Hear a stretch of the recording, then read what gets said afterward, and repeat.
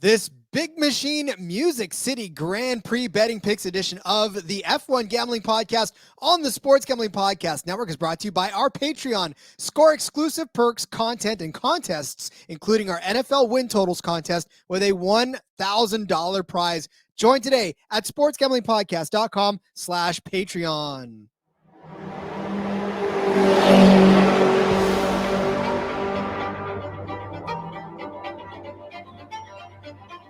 Get ready for speed. You just wait, sunshine. You just wait.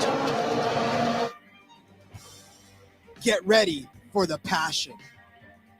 To whom it may concern you. Get ready for the raw emotion. Sì, ragazzi! Grazie, grazie, grazie! Dai, forza Ferrari! Get ready for the F1 Gambling Podcast on the Sports Gambling Podcast Network. Now, here are your hosts, Rod Villagomez and Cody Zeeb.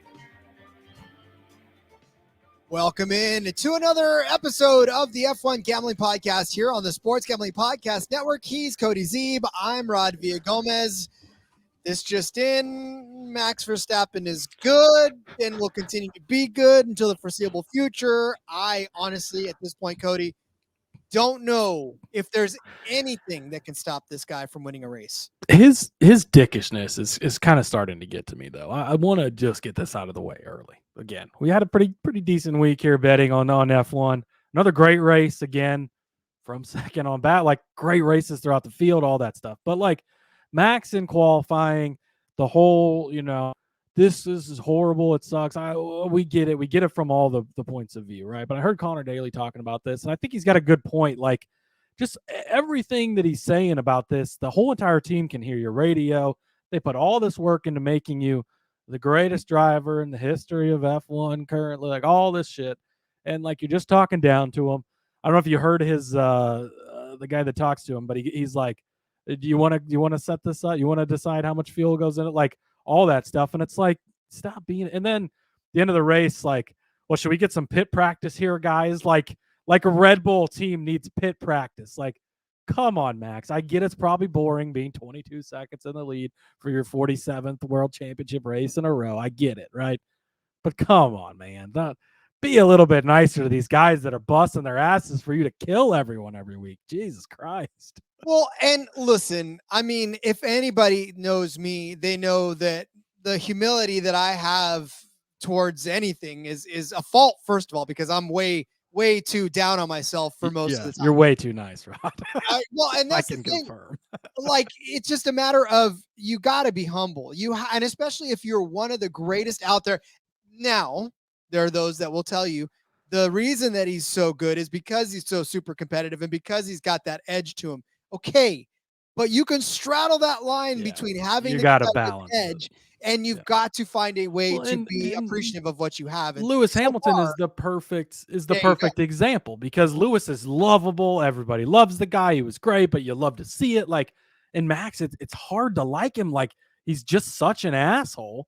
And I get it, right? That's who he is. It's how he's got there, all that stuff. But, like, he's such a dick and so overboard about it. It's like, and like Kyle Busch has had that to a degree in the past, right? And it started to change a little bit with him. I think he comes off a little differently now. He gets a little fired up on the radio sometimes, but, like, just bitching and complaining all the time. And, this shit's horrible. And it's like, there's guys putting their life's work into making these cars so fucking good for you. Like, but yeah, there's my Max Verstappen soapbox for the week. And listen, nobody wants to hear you complain that your car is garbage when you're 22 seconds in the lead. Nobody wants to hear that. The competition doesn't want to hear it. The engineers don't want to hear it. Like, and that's what I loved about his engineer. Was like, hey, Max, listen, you want to do it? Like, yeah. And that's the thing is, it's what he was like. Shut up. He wouldn't be able to do it because that's what the team's there for. They're the ones who set it up and make it that good. Yeah, he drives the hell out of it, and he's the best in the world right now, yes, but he wouldn't be if they didn't put him in that position. So, you want to prove to me that you're as good a racer as you are? Go in the AlphaTauri, switch with Danny Rick. Yeah, go in one of those. Yeah, drive Zhou Guanyu's, drive Valtteri Bottas's car. Go ahead, drive a Williams. I just want to see it for one race. Switch Danny Rick, see what he can do in the Red Bull. See what Max can do in the AlphaTauri. Come on, F1. You're out here for entertainment. Give us some entertainment. Yeah, that's what I'm saying. Like if you really want to prove how good of a driver you are, go jump in a Williams and win from the back of the pack in a Williams. Go ahead. I dare you. Like I like that's what it is. But anyways, Max Verstappen wins. Stop me if you heard that one before. But we actually hit a couple of good bets along the way as well. We will get to those, Cody. I feel like it's a decent enough time for a recap of the bets. But before we do, let me invite you to our Patreon. Yes, not ours, but the Sports Gambling Podcast in general has a Patreon. It's perfect for the diehard DGen. You sign up for the Patreon, you're going to get access to exclusive contests, including the NFL win totals contest with a $1,000 first place prize. Plus, you're going to get a monthly SGP Stories podcast, which is an ad-free, uncensored show highlighting the best stories from decades of being DGens. Even a special Discord channel just for you, the patrons. Sports Gambling Podcast has and always will give out all of our picks for free, but the Patreon is a great way to support the network and, of course, more importantly, fight back against corporate gambling. Find all the information for this, sportsgamblingpodcast.com/Patreon. That's sportsgamblingpodcast.com/Patreon. And really, just to put a bow on this entire Max Verstappen thing, this is what happens. Your true character starts to show when you have as much success as a guy like him has, right? Michael Jordan was on top of the world. There was cracks in his armor too when he was on top. LeBron James, you talk about all the great ones in their sports. When it starts to get Barry Bonds, even to a certain extent, you started to see the flaws in his character. You see what kind of a person you are when things are easy for you. You know what I'm saying? Like that's what we're starting to see right now out of Max. And so as much as we say, enjoy this because it's a once in a generational type of a thing to watch a guy like this dominate in such fashion. But again, proving that we're all human and that success goes to your head. This is the downside of winning as much as he's winning. So we're praising what he's doing on the track, but it's also becoming less fun because the guy doing it is making it that way. Yep, exactly. Yeah, I couldn't say it better myself. So, all right. Well, let's recap the bets that we did make over the course of the Belgian Grand Prix last week, despite all of what's coming out of it. Didn't even really expect to take that turn when we started, but here we are. Yeah, that was not rehearsed, just kind of how it went, but here we are. All right, I started off with the Ferrari double points day, -136. I said all those nice, wonderful things about Ferrari, and then Carlos Sainz gets wing damage on like the first turn of the first corner, and did not finish the race, not classified. Unfortunately, this one did not hit. But Rod, you went in a similar fashion in the sprint, and yours did hit. I did. I went Ferrari double points in the sprint race at +225. And of course, as we said, the points in that one are condensed, but didn't matter because Carlos Sainz and Charles Leclerc finished in the points, both of them in the sprint as well. Great cash there. I mean, look, it was going to be a little hairy for me at first because I thought, well, anything can come get these, just kind of like it happened in the actual race. But good on Ferrari to be able to not only qualify well, but to finish inside the points in the sprint race, which, of course, as we know, Max won that one too as well. Surprise. Yeah. I had Ricardo to finish in the points, +400. He finished 10th in the sprint race, so I was very excited. I thought, okay, here we go, but not so much. 16th in the main race. I got my Ricardo bets out of the way. Fine, I'll change it up next week. I still feel like it was good value. Thought maybe he'd pull something off, but obviously still some work to do with the AlphaTauri, with him getting comfortable being in the car. Got the summer break here now. Maybe he gets some simulator time in, get some practice, and is able to pull it off here in the next couple of races. But unfortunately, this one did not hit this week. Yeah, and really what's frustrating too about that is, like you said, he did finish 10th. He had some speed as far as when he was in the sprint race, and qualifying too, kind of, for Ricardo was disappointing because he qualified in 19th and just kind of hung around the back as well. So just frustrating day overall. I would have still placed that bet. It was a feel good one at 4-1 for sure. So I definitely would have taken that. All right. I had the sprint, the winning margin for the sprint as 8 seconds. Bad beat on this one. Hey, Cody, I am so unhappy Was with it this. eight or nine caution laps to start it out behind the safety car? If it wouldn't have been for that, if we'd have had 2 more laps, maybe just 1 more lap over 4-mile track, Max was easily putting them, in the distance and just didn't have to push because he didn't have to. If this would have been a full under under normal conditions race, easily would have hit this at plus 175. Ugh, this is just a bad beat on this one because it was definitely the right analysis, the right call. Just didn't pan out based on the circumstances. Yeah, if that green flag would have dropped in the first part of it, then this would have been easy. Because even still, they ran 11 total laps of this, right? And it was almost a 7-second. It was 6.677 second win by Verstappen over Piastri. So, listen, he could have gained a second and a half in easy a lap. Yep. Yeah, and shout out to Piastri, second place in the sprint race. The race didn't go as good for him, but he's been qualified well again. He's really been showing up. It's all this promise on this kid coming into this season. It's looking like he might be the real deal. So going to be a guy that I think we'll be talking about for a long time. I had the winning margin over 15 and a half seconds in the race, minus 125, easy peasy, 22-second win. As Max asks if they need pit stop practice at the end, I'm screaming, "Don't do it! No, don't pit, please." Which on a different bet, it might have worked out better for me if you did, but this one did cash at minus 125. So again, if Max is going to win all these races, Max is going to blow these races out and make the race for the win, quote unquote, boring, as some fans will tell you. You've got to find ways to build your card around Max winning. That's what we did here. Cash this one easily, wasn't even really ever in question.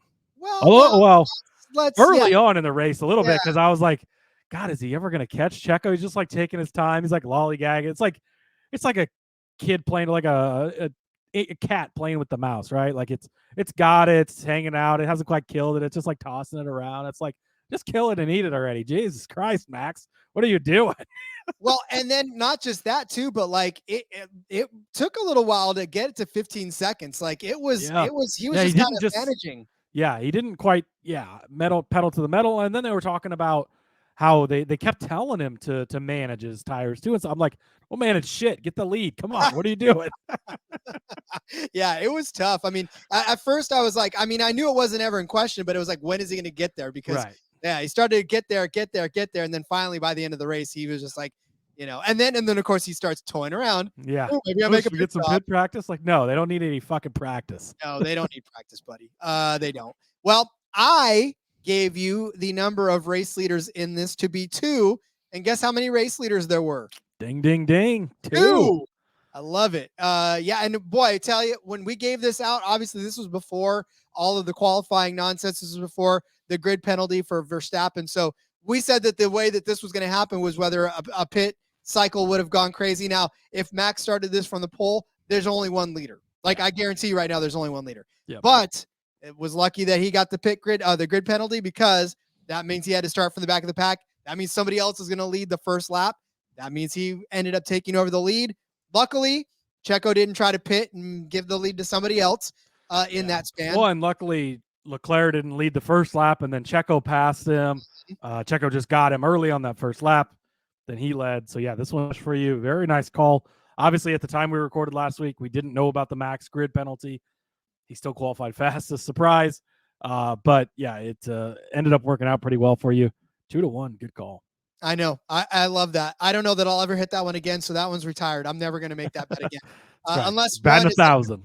I know, right? Yeah, I'll put the bat down and walk away. I also obviously threw in the fastest pit stop as Red Bull. Damn you, Ferrari. How are you going to bust up with a... Well, if they'd have got some pit practice, Rod.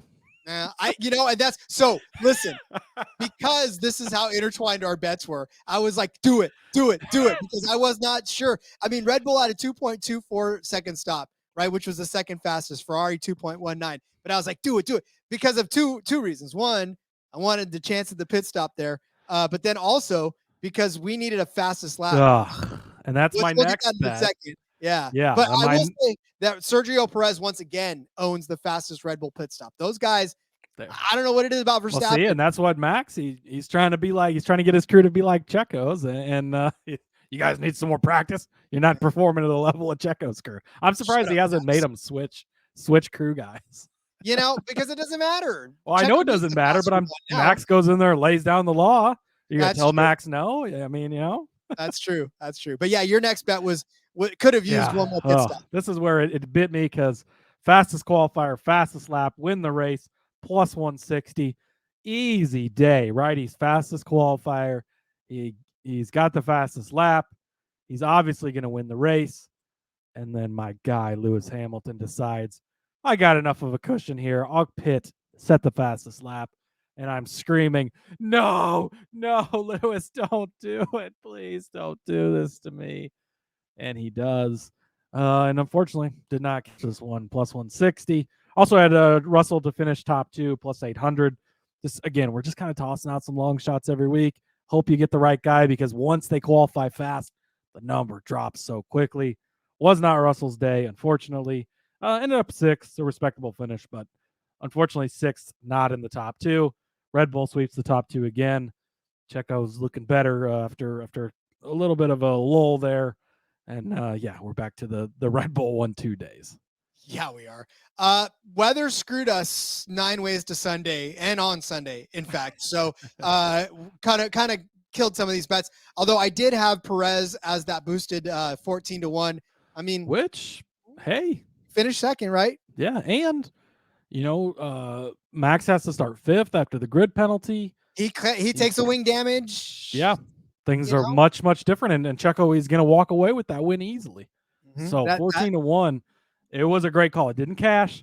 Just because a bet doesn't cash doesn't mean it's a bad bet. This was a good bet by you, Rod. Yeah, that's what I'm saying. Like, I mean, anything could have happened in front of Max at that point, and he could have gotten collected in it like signs, but he didn't. Unfortunately for us on that one. And then we did, oh, Jesus Christ, another one that Hamilton screwed us. Max to win by 10 seconds. Yes, that happened. And set the fastest lap.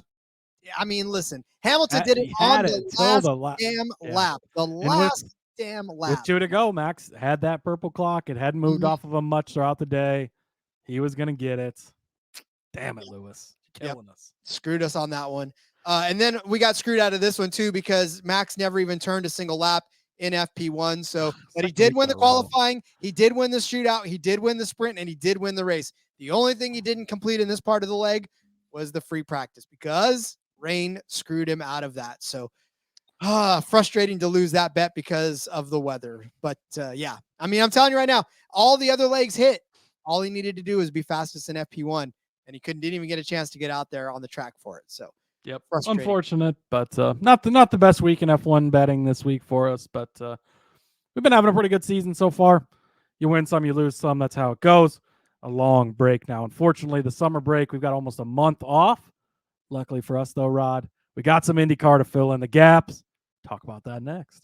Hell yeah, we will. Look at you, already teasing. All right, fine. We'll talk about that next. But I want to talk to you first about Underdog Fantasy. We're brought to you by Underdog Fantasy. The NFL season is right around the corner, and Underdog Pick'em is a great way to get down on a ton of NFL player props. It's also available in a ton of markets as well. Plus, you got plenty of opportunities to win in their daily MLB contests. And, of course, as we know now, NASCAR is represented in Underdog Pick'em as well. So make sure to do that, and make sure to enter Best Ball Mania 4 while you're at it. First place is going to get $3 million. You want in on the action? Head over to UnderdogFantasy.com. Use the promo code SGPN for a 100% deposit bonus up to $100. That's UnderdogFantasy.com. Promo code SGPN. So now we just need to lean on Underdog to give us F1 and IndyCar pick'em, and we're complete. F1 gets sprinkled in there. They had qualifying in there this past week. So I never saw, I forgot to check back and see if they had race stuff later on in the week, but did have some F1 in there. So keep your eye on that. And it's all lumped in with the racing part of things. I've yet to see IndyCar on there yet. So obviously we need to work on that. IndyCar DFS is what I'm dying to get. I'm going to be hounding DraftKings this off season.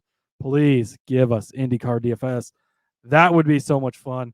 I think that would call for the creation of the official IndyCar gambling podcast. We'd have to talk about that every week. So hopefully, if you write your local DFS representative and make sure we get that added next year. Hey, all it takes is for us to say, listen, there's a market for it, and we'll be on it. So That's right. while the F1 guys are on their long summer break preparing for the Dutch Grand Prix, where, oh, yeah, it's a home track for Max Verstappen, we move now to the streets of Nashville as we get ready for the Nashville Grand Prix, the Big Machine Music City Grand Prix over there on the streets of Nashville. And let me tell you, I have been to Nashville. I have lived within an hour of that beautiful city. It is gorgeous. Watching these Indy cars race around Nashville over the bridge. I mean, I'm telling you that this is a fantastic race to watch. If you've never watched Indy, if you've still reluctantly have been kind of not really paying attention to this, but now you're stumbling on it for the first time and you haven't watched Nashville, go watch Nashville. It's beautiful. Beautiful city, beautiful race. And we've got a lot of opportunity. There's only been 2 races on this street course in Nashville. So we're in for a treat again. And the first couple have been great races. Yeah, absolutely. They've been good. Not a ton of passing opportunities at this track, but it's still been exciting racing. It's always fun to watch them race through the streets in these races. Just like in F1, you see all this scenery. We saw it with NASCAR this year, racing on Chicago. How cool was that? It is always a lot of fun to watch. There are a couple of news pieces quick to get into with IndyCar. Unfortunately, Simon Pagenaud still not cleared to race after that wreck at Mid-Ohio earlier this year. Again, thinking about him, hoping that he continues to heal and get better, and we'll be able to see him in the car before the end of this year, hopefully. Maybe even next week for the race. We'll see. Obviously, that's up to the medical personnel, up to Pagenaud and how he's feeling as well. This does give an opportunity, though, for the 2022 Indy NXT champion, which is the, again, if you're listening to this on the NASCAR pod, you're not really aware, basically the Xfinity series of IndyCar, right? It's their Indy Lights, it used to be called. They've changed the name to Indy Next or Indy NXT. And so the champion from last year, Linus Lundqvist, he is going to make his IndyCar debut driving in that 60 car. So a good opportunity to highlight the champion from their lower series, get him an opportunity in IndyCar. So he'll be making his first start this weekend. And then also IndyCar announced this week that starting in 2024, which will be next season, Nashville is going to be the finale race from now on. Or, well, no, I mean, they're going to change the finale race over to Nashville, which it's currently been held at, oh gosh, where has it been? I'm drawing a blank on that, but it is being changed anyways.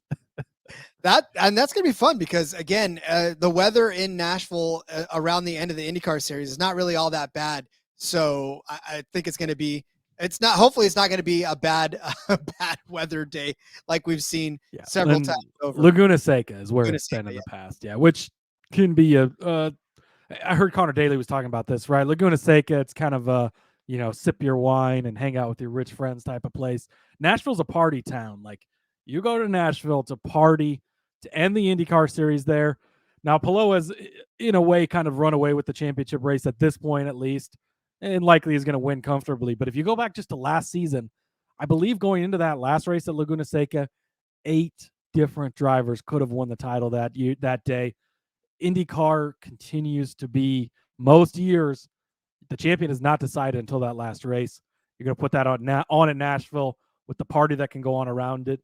That's going to be great for years to come. So pretty awesome for the Nashville Street Course to get that opportunity starting next year, even as early as next year. Country music blaring on every radio in the whole city. So yeah, definitely fun. And yeah, Laguna Seca, I mean, listen, it's hoity-toity. It's Monterey, right? You love you some Monterey. I love Monterey. Honestly, it's so, God, it's so gorgeous. I said that if there was any other place in California I'd want to live, it'd be Monterey. So I can understand why. First of all, they don't want to have the finale there because it's not necessarily that big of a deal. So yeah, Nashville party, but we get to see it this week. And so that's the super exciting part of this whole thing. So it is, of course, as we talked about, the streets of Nashville. It will be 80 laps around this 2.170 mile street course.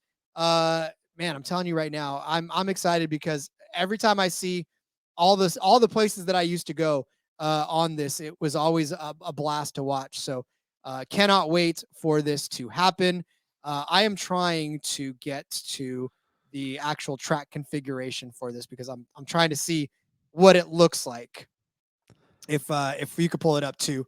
Yep, I'm trying to do that. See, we should plan ahead for these things, but that's okay. Well, this part we don't. Oh, this looks like it's like a ladle or the little thing you put the Easter eggs in to dip it in the.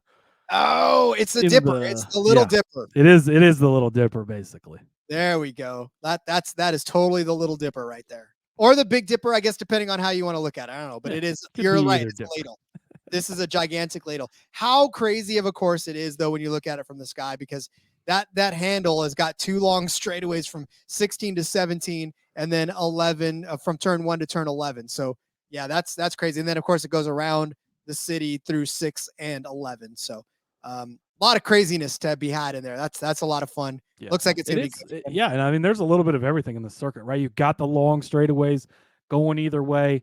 Then when you're up at the top of the handle, right, it's a bunch of small technical turns, and then you kind of get over to the Big Dipper part of it, and you got just 90-degree turns, a little jag in there between turn 1 and turn 2 after the start finish line. So yeah, it's a pretty fun circuit. I'm excited to watch another good race there. 173 miles, 173.6 miles in this race, 80 laps. So we are set for them, Cody. Let's say we get into some bets. Let's get into some bets, Rod. I'm going to start us off. Scott McLaughlin, big on him this week. I'm going to take him to be a top 5 finisher. It's minus 120 at Caesars, juiced up just a little bit, but you only pay the juice if you lose. I'm feeling Scotty Mac this week. I feel like it's going to be a good week for him. He is, I believe, the 3rd favorite on most odds awards, 3rd or 4th, somewhere in there. 5th and 2nd place in the at Iowa a couple weekends ago. So nice, solid momentum. Obviously, not comparable tracks, being a short track oval in a big street course, right? But got the momentum. He's riding off of a couple of good finishes. He's got 4 top 6 finishes in a row. When you look back at street courses earlier this season, 6th place at Toronto, 7th place at Detroit in the 2 most recent street courses we've had. He did win at Barber earlier this season. Of course, not a street course, but a road course. He's got the ability to get those wins. And he did finish 2nd in this race last year to, I believe Scott Dixon won this race last year. So 2nd place for Scotty Mac last year. I think he's easily going to be in the top 5 at minus 120. I think that's a good bet. Speaking of Scotty Dixon, I'll take him as a top 3 car at plus money, plus 160 over there on Caesars for Scott Dixon to be a top 3 car. Now, I tell you, it's crazy because we're talking about a disappointing season for a guy that's finished outside of the top 10 only once this season. But of course, Scott Dixon wants to win every single race, as does everybody. But Scott Dixon's used to winning a lot of races in his career. So for him to not have a win this season is kind of crazy. But again, a top 3 finish for Scott Dixon is, I think, within the realm of possibility. The 2 times they've run this street course here in Nashville, he has finishes of 2nd place and 1st place, which, again, if you're counting, that is 2 top 3 finishes. He led 15 laps into this race last season after starting 14th. Found his way from the back. A great run for him there. St. Petersburg to start the season, he finished 3rd. Turned around at Long Beach with mechanical errors, so he only finished 27th, but he did start inside the top 5 at Long Beach. Detroit, he had a 4th place finish as well. So some street courses there. Good success. Inside, if not just outside of the top 3 in all of those. And the fact that you're getting plus money for him right now, I definitely would take that. A couple of 6th place finishes for him at both Iowa races, but 4th place in Toronto the week before that. 2nd place at Mid-Ohio. No, that's an oval, but still managing to finish inside the top 2. 4th place at Elkhart Lake. Like I said, 4th place at Detroit. So just circling the drain of that 3rd place finish, I think, like I said, on a track in which he's won and come in 2nd place, I think a 3rd place finish for him is well within his realm of possibility. So give me that at plus 160 for Dixon as a top 3 finisher. Yeah, I like it. No arguments from me here. Next up for me, Rod stole again. It's been the theme of the week. If you've listened to the NASCAR gambling podcast, Rod beat the document again. Stole the bet. I found this bet, and I'm like, oh my god, I love. And I go to enter it. Rod had it, so he'll cover that one in a minute. But one of my favorite bets on the weekend that Rod came up with. So instead, I'm just going to go to Mr. Consistent here. Alex Palou minus 120 for a top 3 finish. Rod, I know he's on a 3-race winless streak, the longest of his career, it would seem like at this point. But things have been good for Alex Palou lately. He did get a 3rd-place finish at Iowa, even on an oval, but he has been the king before his 3rd and 8th-place finishes at Iowa. 2nd place at Toronto. Prior to that, he had 3 wins in a row. Mid-Ohio, Road America, and Detroit. He's got 7 top 10 finishes this year. 3rd place here last year, but he did lead 31 laps in the race. In both trips to Nashville here, he started 3rd and 4th. If you're going to tell me he has an average of a 3.5 starting position going into this weekend, and all he has to do is finish in the top 3 to cash this bet, yes, please. It has been a Palou season. He has been the most consistent driver by far, leads the championship standings by a lot. He continues to prove. We saw it Toronto, right? The last street race we were on, had the wing problem and everything, still comes in 2nd place. Just has a hell of a day. So love Alex Palou just to finish on the podium. Only minus 120. You're hardly paying any juice for him just to finish on the podium. You could almost argue his win odds should be close to this, Rod, but they're not. So give me Alex Palou to finish on the podium, minus 120 over on Caesars. Yeah, and again, for Palou, it's a Max Verstappen type of a deal. You pretty much just can bet on him to do things, and he's probably going to get it done. Obviously, it doesn't happen every single week, but it's a better bet to bet on it if he does than to miss out if he doesn't. So I love this Palou, especially just a podium finish for that. We'll take it. All right, the one I stole from Cody is the one I like when I dug down a little bit deeper in the groups here in Caesars. I found Felix Rosenqvist as the winner of Group E on this one. This is at plus 260. He's not the favorite even to win this group over on Caesars. It consists of Lundgaard, Grosjean, and VK. So that is the driver group there, along with Rosenqvist at plus 260. For Felix Rosenqvist on this track in particular, he has been very good. 8th place finish and a 7th place finish. That's 2 top 10 finishes for Rosenqvist. He did start 4th in 2021 to finish 8th, but he came up from 15th position in 2022 to finish 7th. And just as Cody said, it's tough to move up on this track. So you got to respect him for being able to do that. Not a good showing in St. Petersburg. He did start 8th and retired in 19th. Turned around, though, in Long Beach and finished 7th, which was a good one for him there. Detroit, he finished 3rd. Toronto, he had a 10th place finish in that. So great finishes for him there. You look at some of the other guys on this track that are in this group, rather. Christian Lundgaard, he had a 9th place finish at St. Petersburg. That's fine. 14th at Long Beach, though. Turned around to Detroit with a 16th place finish. He won Toronto. That's going to scare you a little bit. But since then, he had a 20th place finish at Iowa and a 13th place finish in the 2nd Iowa race. So if he can rekindle that street racing thing, that would be the only one that I'm a little bit scared of. But other than that, I'm not necessarily all that scared. For Romain Grosjean, 18th place at St. Petersburg. Now, look, he started on the pole, right? But he got it. After 31 laps led, he crashed out of that race, only completed 71 laps, so didn't get a good finish there. He did finish 2nd in Long Beach. Again, that's a good finish. 2nd in Birmingham. But since then, 11th place at Indy GP, 30th at Indianapolis, 24th at Detroit, 25th at Elkhart Lake, 13th at Mid-Ohio, 22nd at Toronto, and a couple of decent finishes in Iowa, 11th and 12th, but that is an oval, of course. Rinus VeeKay, I don't even know why he's in this. Like, honestly, his average finish this year is 15.8.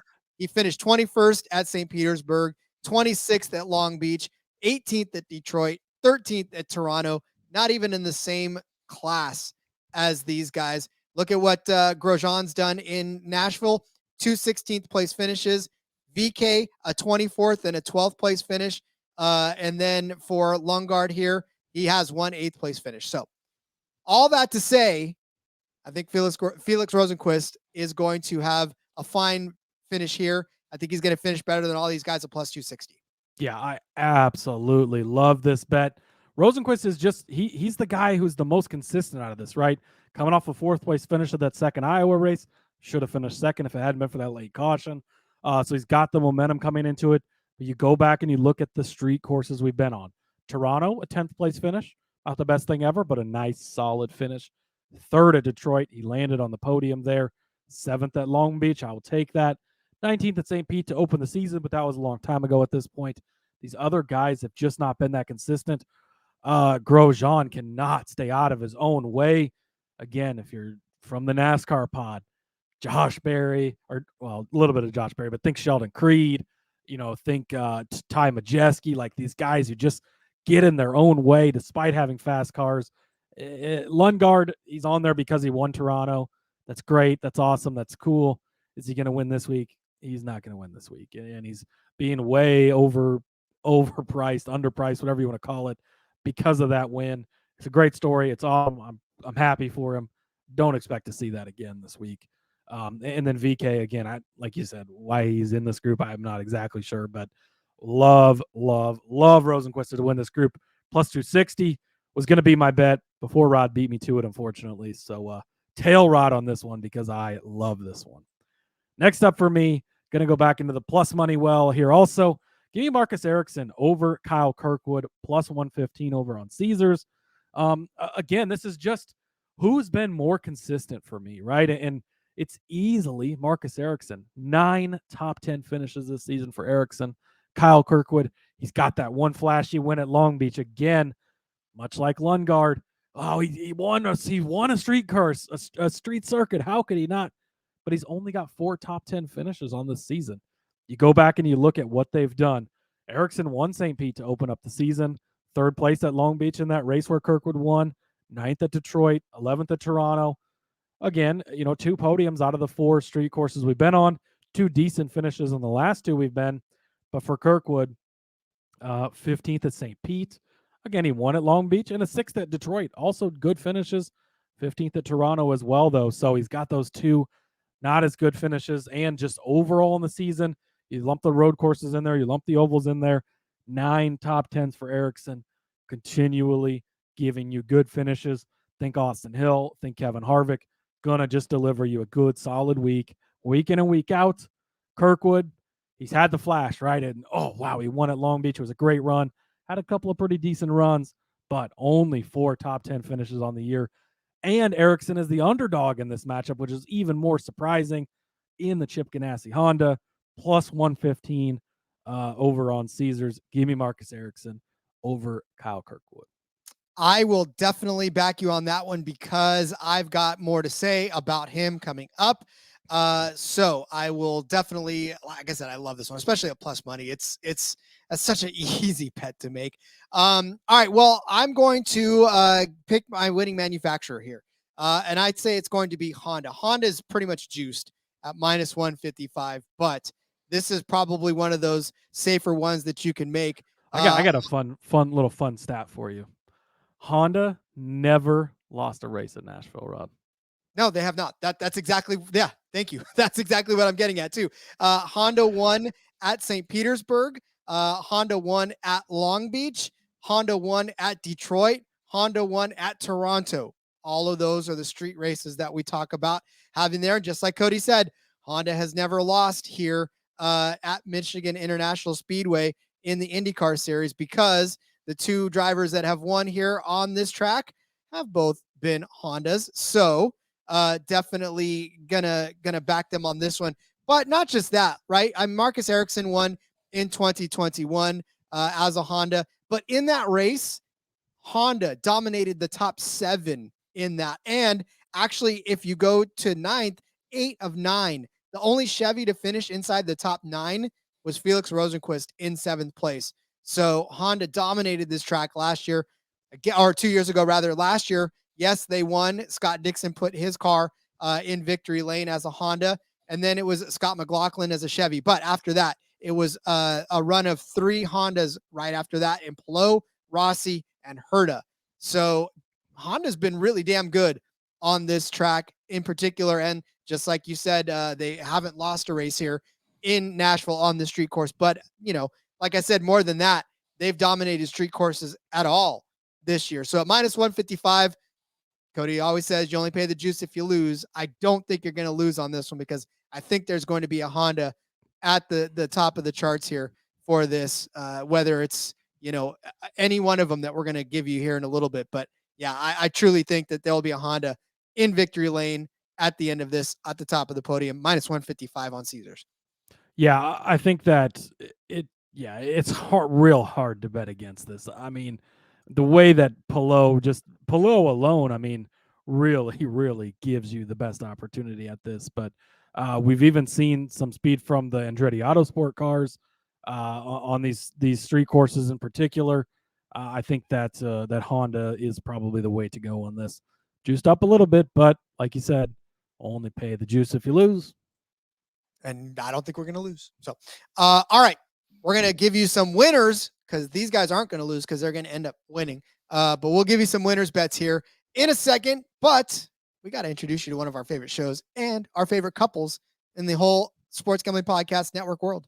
Hey, everybody. If you play fantasy football, especially in auction leagues, or you're a whiskey fan. Yes, exactly. Check out the Sports Gambling Podcast Fantasy Football Channel show, Old Fashioned Football. Coming to you every Tuesday morning, give us a listen. We'll bring you the latest fantasy football data, including the injury report, studs and duds, waiver wire targets, and suggested fab. market movers. After all, we are the Marks. He is my hubby. And she's J Mark's wifey. And we're bringing all this to you while drinking an old fashioned and giving you our honest review of a different whiskey every week. All that and more. Hop on over, give us a listen, come for the football, stay for the whiskey. This ad's almost done. Going once, going twice. Sold.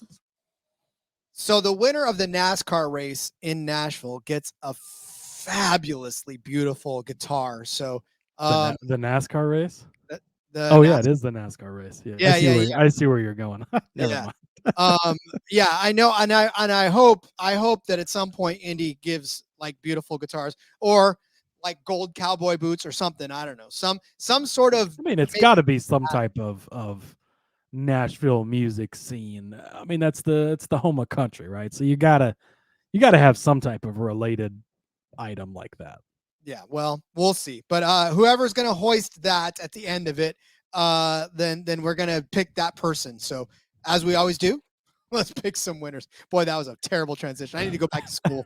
Sorry, guys. I think you're fine, Rod. But sorry, guys. Alex Palou, 4-1 on DraftKings. Are you kidding me? Rod, I'm not going to say he's Max Verstappen of IndyCar just yet, but the way he's been running this year, 4-1, I can't believe it. Give me Alex Palou, 4-1 over on DraftKings. Again, we don't like to just give out the favorites every week, but it's been a pretty solid strategy in IndyCar here lately. We hit on Joseph Newgarden, both races at Iowa, giving him out to win those. And at 4-1, it's not a plus 150 like Newgarden was. It's not. I could not believe that this was 4-1, to be completely honest with you. I've already read off what he's done this year, all the wins he's got this season. He has been tearing it up. He's been consistent. He finds his way up front. He's won 3 of the last 4 road course / street courses we've been on. Probably could have been all 4 at Toronto if Lundgaard almost ran out of gas at the end there. If he didn't have the wing damage, he might have run him down. Whatever the case might have been, Palou is consistently good. I already said he's easily going to be on the podium. I already said he likes to start average of 3.5 in the 2 races at Nashville. If he's starting up near the front, if he's going to be on the podium, he can win this race.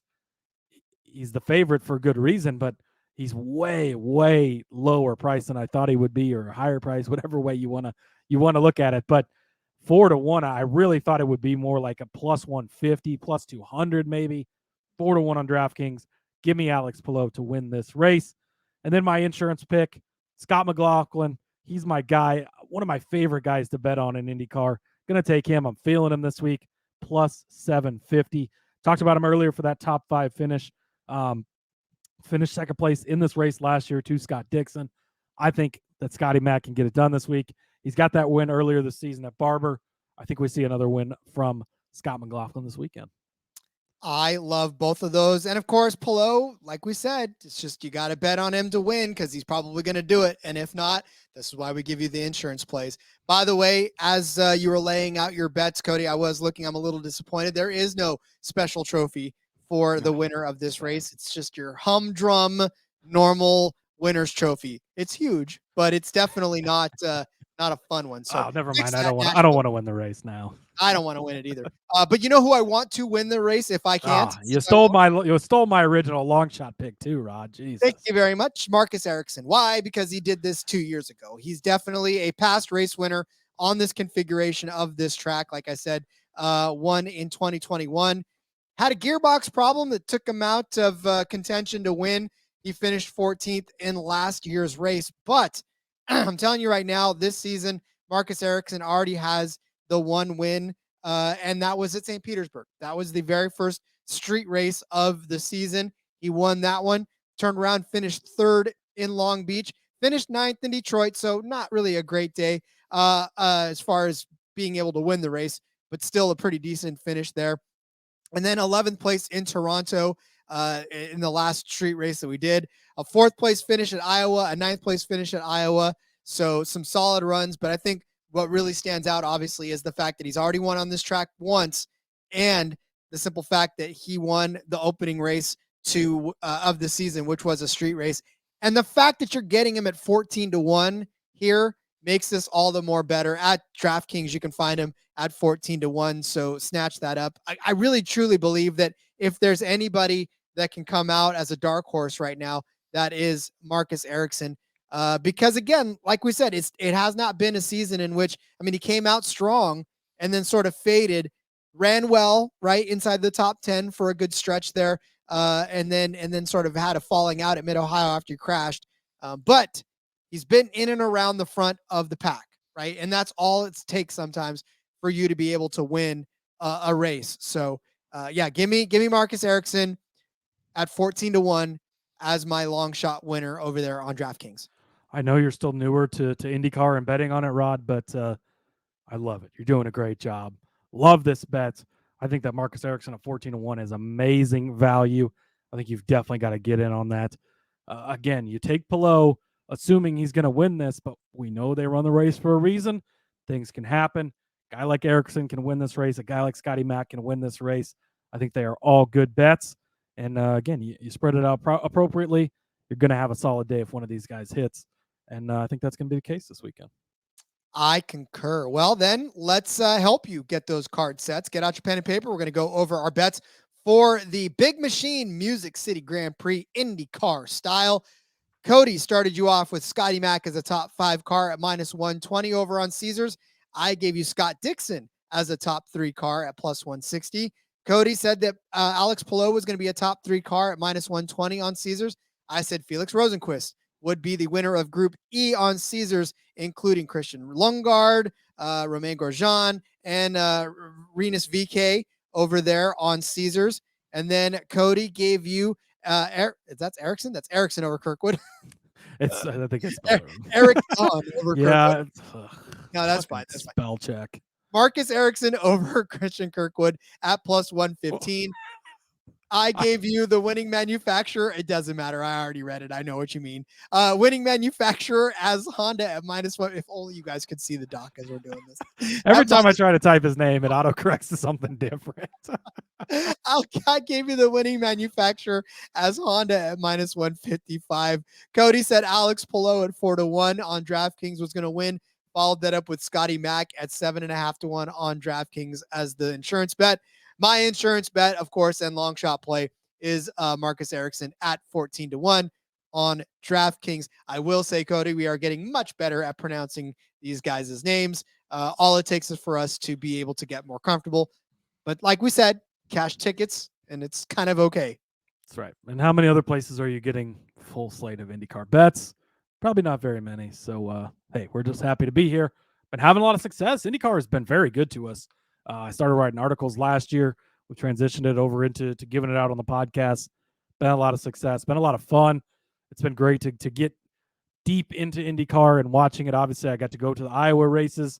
I was at both races last time IndyCar was out, which, by the way, record crowds at Newton there, and the TV numbers just killing it. IndyCar is back. It's growing. Love to see it. Hopefully that continues on. And yeah, I'm excited for another week of good racing from this IndyCar series.